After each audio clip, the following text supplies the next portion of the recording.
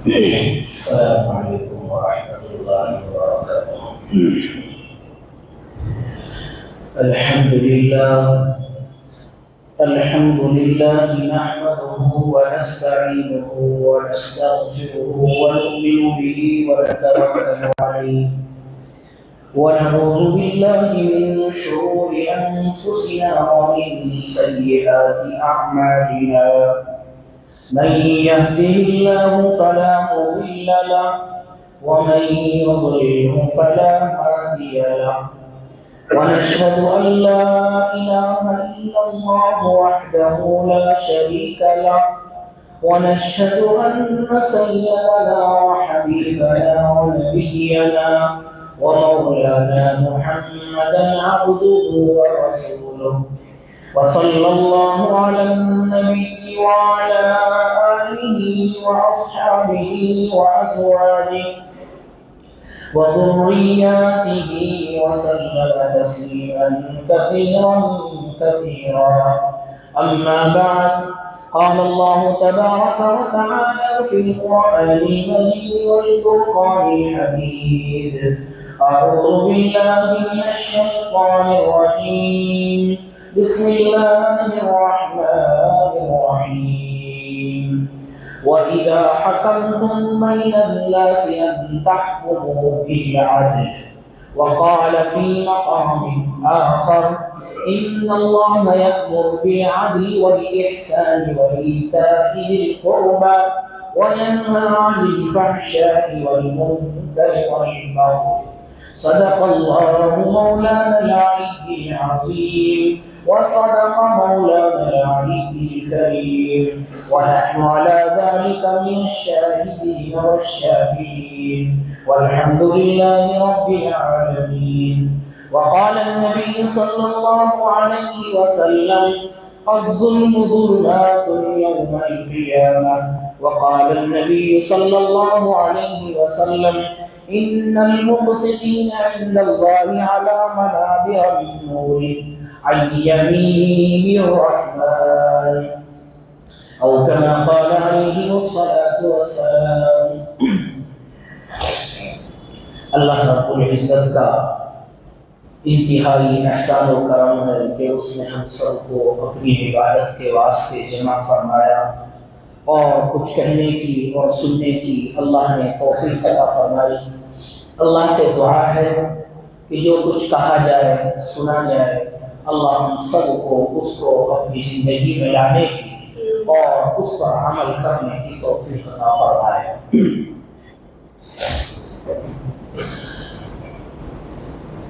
حالات کے اعتبار سے اس وقت ہم سب اپنی آنکھوں سے دیکھ بھی رہے ہیں اور سن بھی رہے ہیں کہ خاص طور پر مسلمانوں کے خلاف سازشیں، اسلام کے خلاف سازشیں، مسجد اور مدارس کے خلاف سازشیں، اسلام کو مٹانا، قرآن کو مٹانا، مساجد اور مدارس کو مٹانا، ان کے لیے جدوجہد، ان کے لیے کوششیں اور ان کے لیے روزانہ میٹنگ اور مشورے چل رہے ہیں۔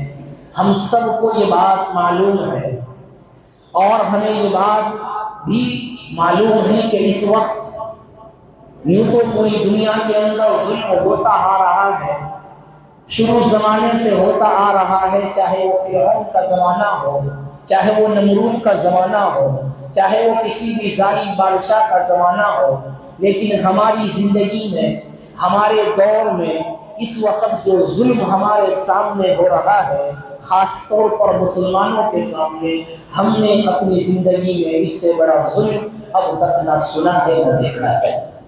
یقیناً فلسطینیوں کے اوپر بھی ظلم ہو رہا ہے، ہم سب کے سامنے ہیں، لیکن انہوں نے ظلم ہونے کے باوجود، مظلومیت کا شکار ہونے کے باوجود، انہوں نے اپنی ایمانی قوت کو بچا کے رکھا، اپنے ایمانی جذبے کو بچا کے رکھا، یہاں تک کہ وہاں کے معصوم بچوں کو زندہ جلایا جا رہا ہے، بموں سے اڑایا جا رہا ہے، تو یہاں ہندوستان بھی کوئی کم نہیں ہے کہ اس وقت میں یہاں بھی وہی حالات جیسے فلسطین کے ہو رہے ہیں، کچھ ایسے ہی حالات ہمارے درمیان ہو رہے ہیں۔ آج اسی کے تعلق سے گفتگو کرنے چلا، جس کا مقصد ہمیں یہ بتانا ہے کہ ہم لوگوں کو اللہ رب العزت نے ایمان جیسی دولت عطا فرمائی، اسلام جیسا دین عطا فرمایا، ہمیں اللہ رب العزت نے اسلام کے اندر داخل فرمایا۔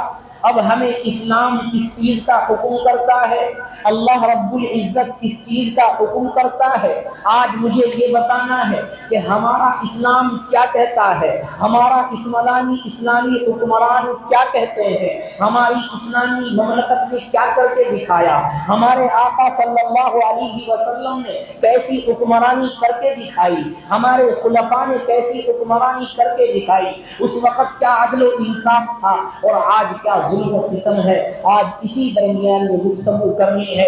اسی لیے قرآن مقدس میں اللہ رب العزت کی آیت میں ارشاد فرمایا، کیا فرمایا؟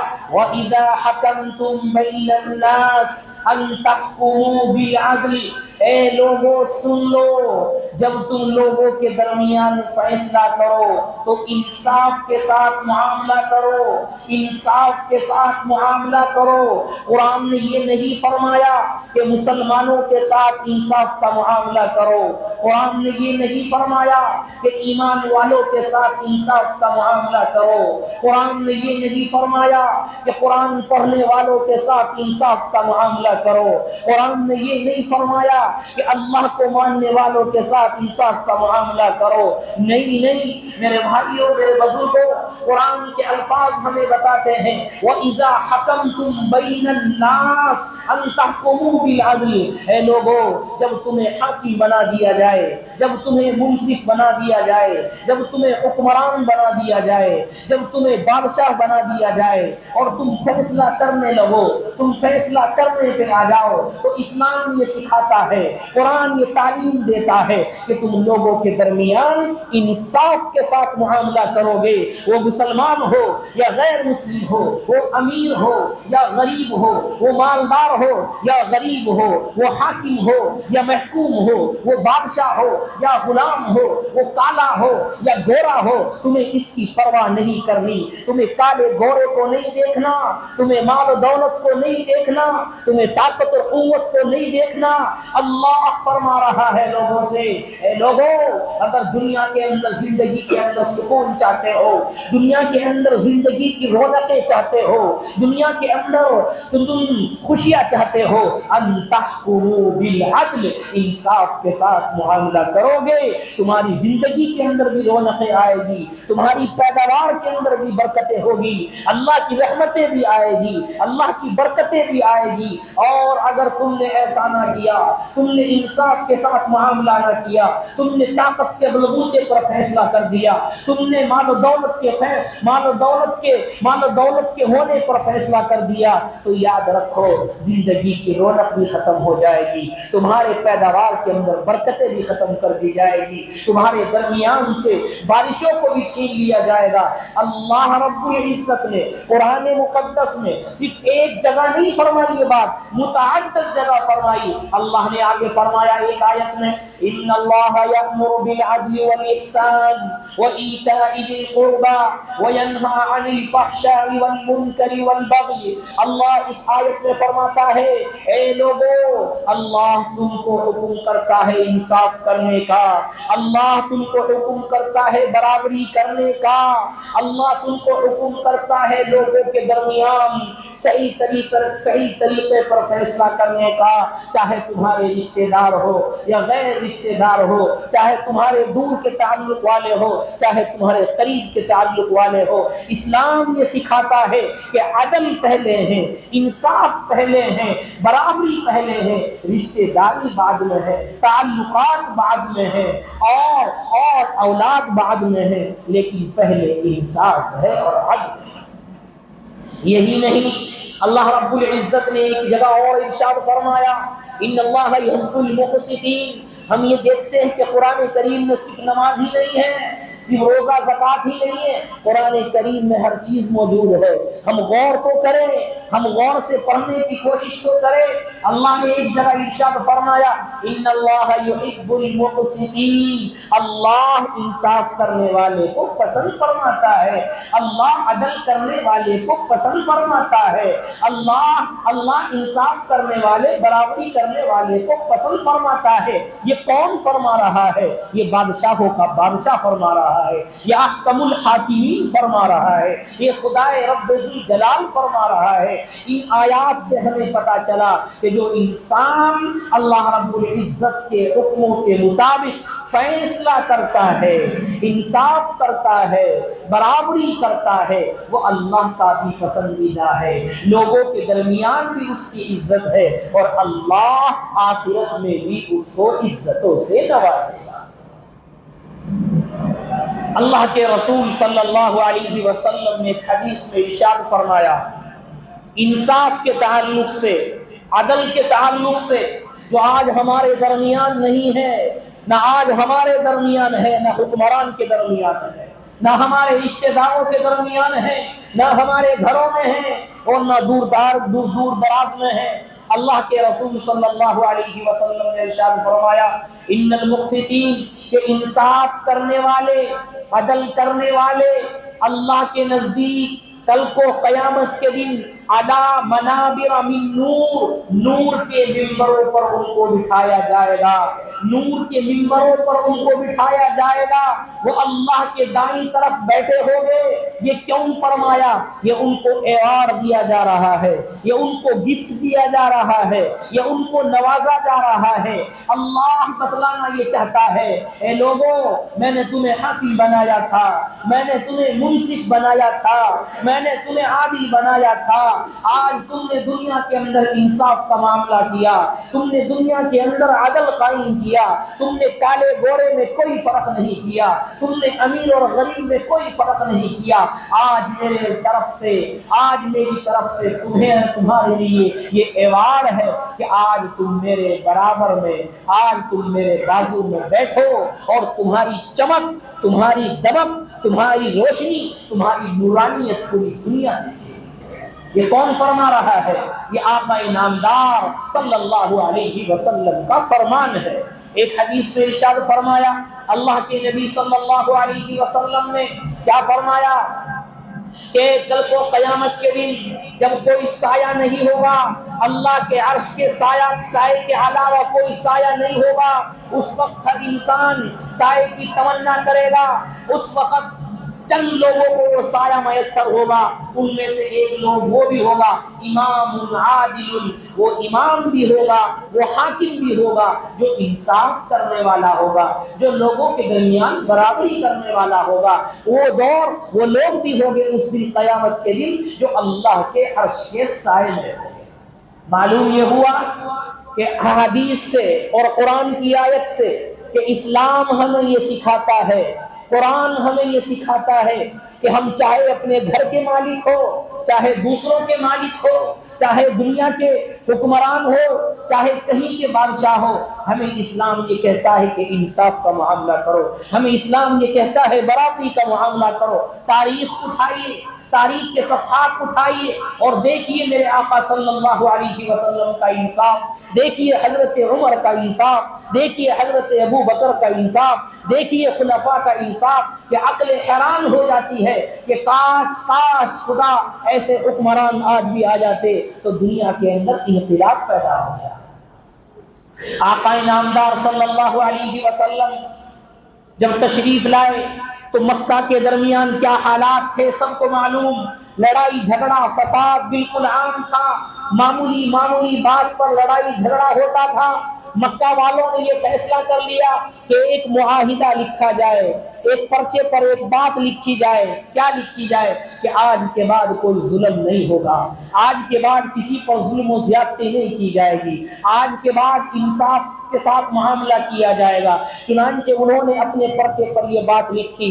آقا نامدار صلی اللہ علیہ وسلم اس وقت چھوٹے ہی تھے، لیکن بعد میں فرماتے ہیں کہ وہ جو پرچہ میرے پاس تھا، وہ پرچہ اتنا قیمتی تھا کہ اس کے بدلے میں اگر سرخ اونٹ بھی مجھے دیے جاتے میں ان کو بھی قربان کر دیتا۔ اس لیے کہ جس قوم کے اندر انصاف آ جاتا ہے، جس قوم کے اندر عدل کا معاملہ آ جاتا ہے، جس قوم کے اندر عدل کرنے کا عادی اور وہ قوم عدل اور انصاف کرنے کی عادی بن جاتی ہے، پھر اس قوم کو زوال نہیں آ سکتا، اس قوم پر کوئی ظالم حکمران مسلط نہیں ہو سکتا۔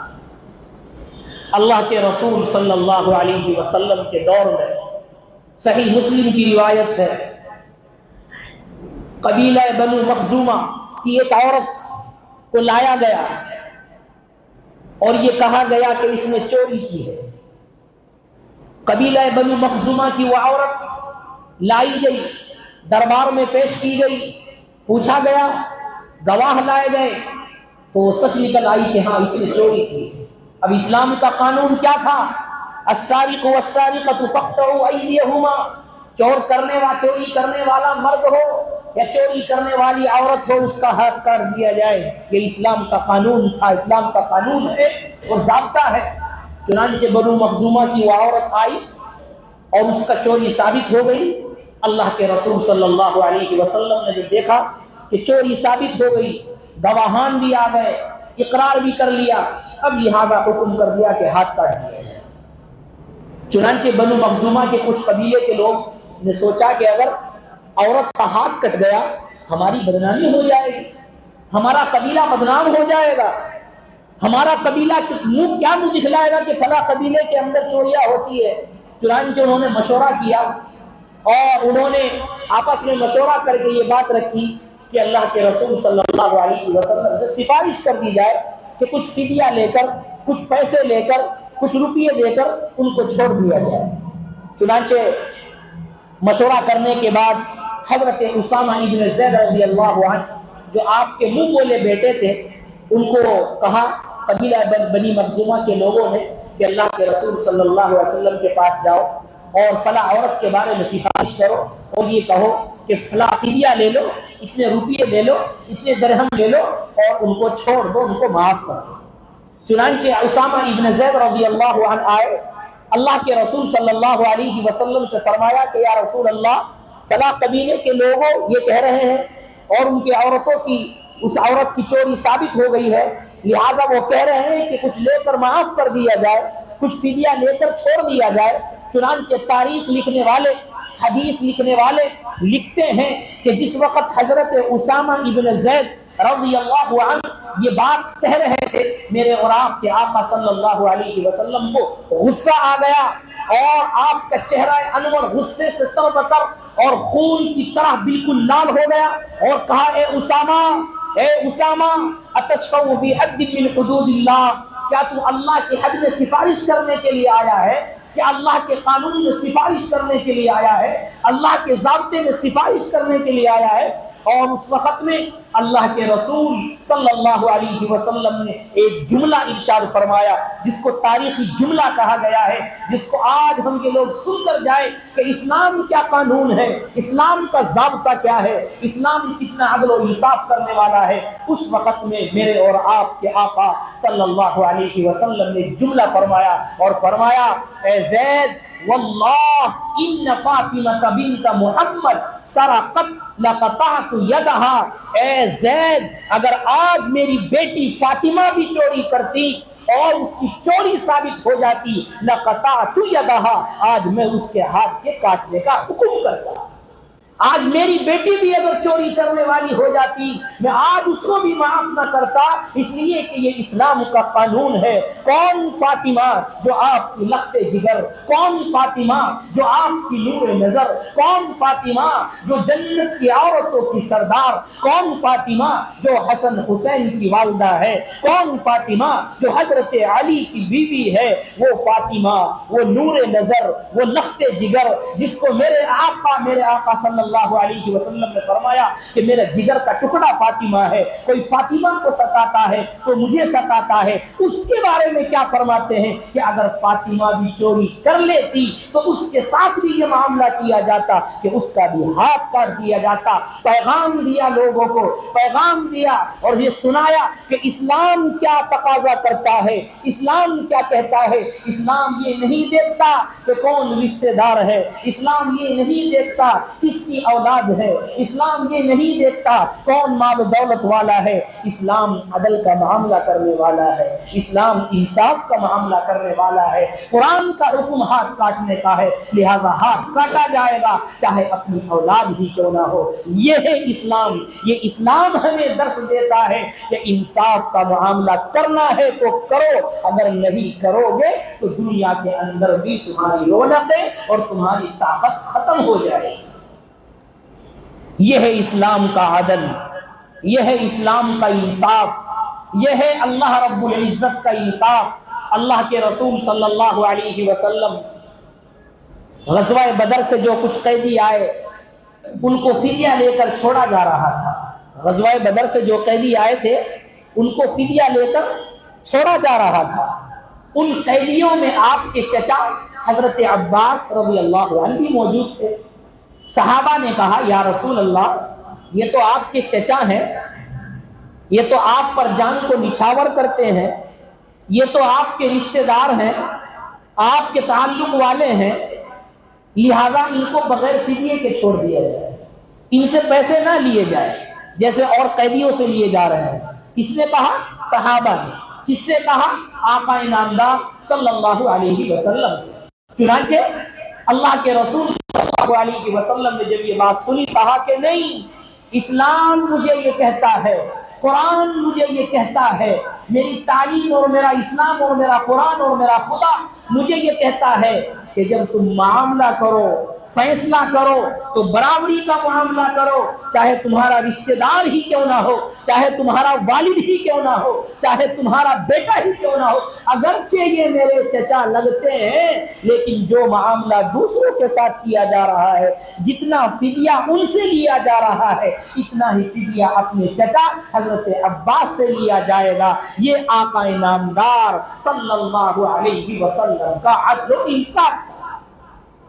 یہ ہے وہ عدل و انصاف جو آقا انعامدار صلی اللہ علیہ وسلم نے کر کے دکھایا۔ یہی نہیں، اللہ کے رسول صلی اللہ علیہ وسلم نے جب زراعت کھیتی ہوا کرتی تھی تو عبداللہ ابن رواحہ رضی اللہ عنہ کو خیبر کی طرف روانہ کرتے تھے تقسیم کرنے کے لیے، مال تقسیم کرنے کے لیے۔ چنانچہ عبداللہ ابن رواحہ رضی اللہ عنہ کو روانہ کیا مال کو تقسیم، جو کھیتی باڑی ہوتی تھی اس کو تقسیم کرنے کے لیے۔ عبداللہ ابن رواحہ رضی اللہ عنہ خیبر گئے، وہاں پر یہودی لوگ رہتے تھے۔ عبداللہ ابن رواحہ کہتے ہیں اے یہودی، تم سب سے زیادہ مجھے ناپسند ہو، اس لیے کہ تم نے انبیاء کو قتل کیا، تم نے رسولوں کو قتل کیا، تم نے انبیاء کی تکذیب کی ہے، لیکن یہ غلہ رکھا ہوا ہے، میرے آقا صلی اللہ علیہ وسلم نے بھیجا ہے، لہذا جو تمہیں پسند ہو غلہ وہ تم اٹھا کر لیتے جاؤ، اس لیے کہ اگرچہ تم ظالم ہو، اگرچہ تم نے رسولوں کو قتل کیا، اگرچہ تم نے رسولوں کی تکذیب کی، اگرچہ تم نے نبیوں کو جھٹلایا ہے، لیکن میرے آقا کا فرمان ہے کہ کسی پر ظلم نہیں ہوگا، کسی پر ظلم نہیں ہوگا۔ میرے آقا کا فرمان ہے کہ جو ہم لے رہے ہیں ان کو بھی وہی دیا جائے گا، جو ہم کھا رہے ہیں ان کو بھی وہی کھانے کے لیے دیا جائے گا۔ عبداللہ ابن رواحہ نے یہودیوں کو دیا اور یہودیوں نے ایک جملہ ارشاد فرمایا کہ تمہارا انصاف تو ایسا ہے گویا کہ تمہارا انصاف تو آسمانوں پر ہو رہا ہے،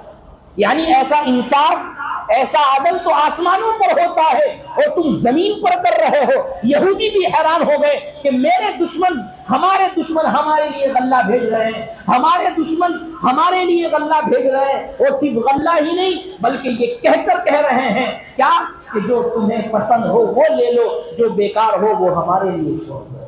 یہ ہے اسلام کا عدل و انصاف، یہ ہے اسلام کا عدل۔ حضرت عمر رضی اللہ عنہ کا انصاف دیکھو، کیا کہ اللہ کے حضرت عمر رضی اللہ عنہ حج کا موقع ہے، حج کا موقع ہے، لوگوں کی سفارش سنتے ہیں، इंसाफ का मामला करते हैं, अदल का मामला करते हैं। एक मिस्री शख्स आया, कहा ए उमर, सुना है तुम इंसाफ का मामला करते हो? हाँ मैं मामला करता हूँ, इंसाफ का मामला करता हूँ। क्या मसला है, क्या बात है, फरमाइए। उस मिस्री शख्स ने कहा कि मामला ये है कि जो तुम्हारे गवर्नर है अमर इब्न आस रज़ियल्लाहु अन्हु, उनके जो बेटे हैं मुझे मारा है। मारा क्यों? कि हमारे दरमियान में घौर दौर में, बाग दौर में मुकाबला चल रहा था, मैं मुकाबला जीत गया, उस जिद में उसने मुझे मार दिया। शख्स ने आकर हज़रत उमर से शिकायत की। हज़रत उमर ने कहा कि अच्छा, या वाक़ियतन ऐसा है कि हाँ, हज़रत अमर इब्न आस रज़ियल्लाहु अन्हु को खत लिखा कि फौरन यहाँ आ जाइए और फौरन यहाँ पर आइए और अपने बेटे को लेकर आइए, एक शिकायत है। क्या है? चुनांचे हज़रत उमर इब्न आस रज़ियल्लाहु अन्हु आते हैं और अपने बेटे को लेकर आते हैं और पूछते हैं, ए उमर क्या मामला है, ए अमीरुल मोमिनीन क्या मामला है?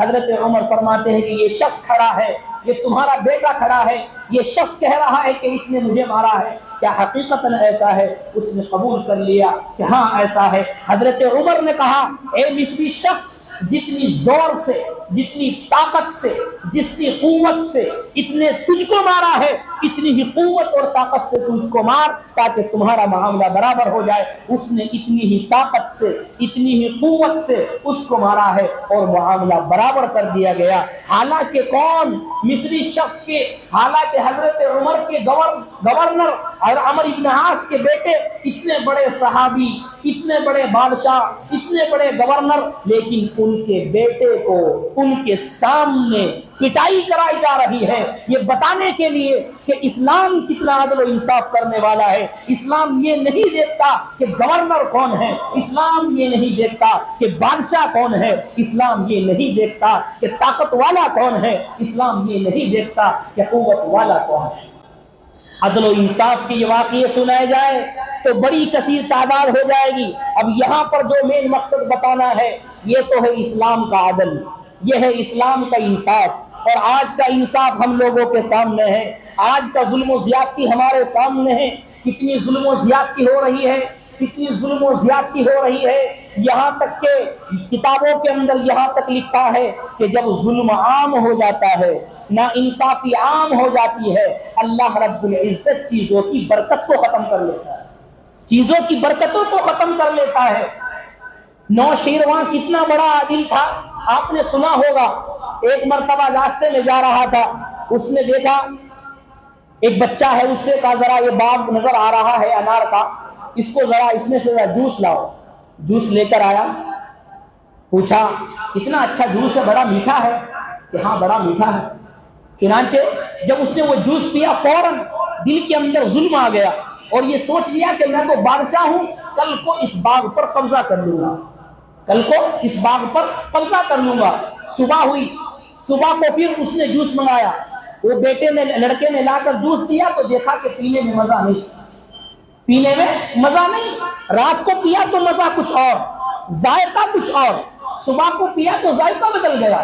उस लड़के से पूछा, बेटा तुम जूस कहाँ से लाए हो? कि वहीं से लाया हूँ जहाँ से रात लाया था। किस पेट से लाए हो? कि उसी पेट से लाया हूँ जहाँ से रात लाया था। कि रात का जायका अलग है, अब का जायका अलग है, क्या मसला है?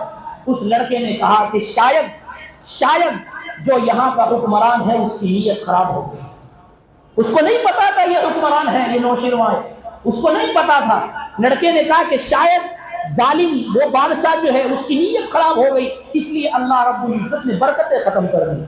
चुनांचे फौरन दिल के अंदर आया और कहा, वहीं पर सोच कर कहा कि आज के बाद गलत मामला नहीं करूंगा, आज के बाद जुल्म और ज़्यादती नहीं करूंगा, आज के बाद मैं जुल्म नहीं करूंगा। चुनांचे किताबों के अंदर लिखा है, उसके बाद फिर उसने रस मंगाया, फिर वैसा का वैसा ही जायका है।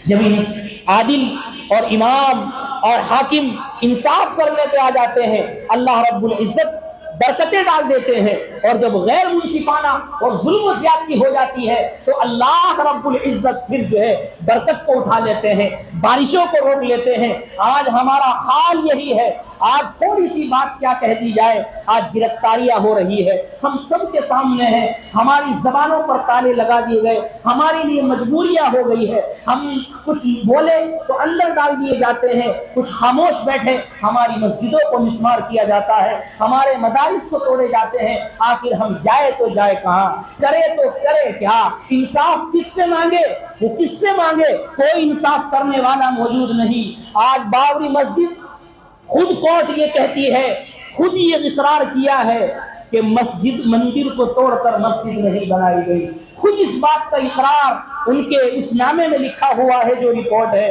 اس کے باوجود مندر کے حق میں فیصلہ کر دیا گیا، تو یہ ظلم نہیں تو اور کیا ہے، یہ ظلم نہیں تو اور کیا ہے، اس سے بڑا ظلم اور کیا ہوگا۔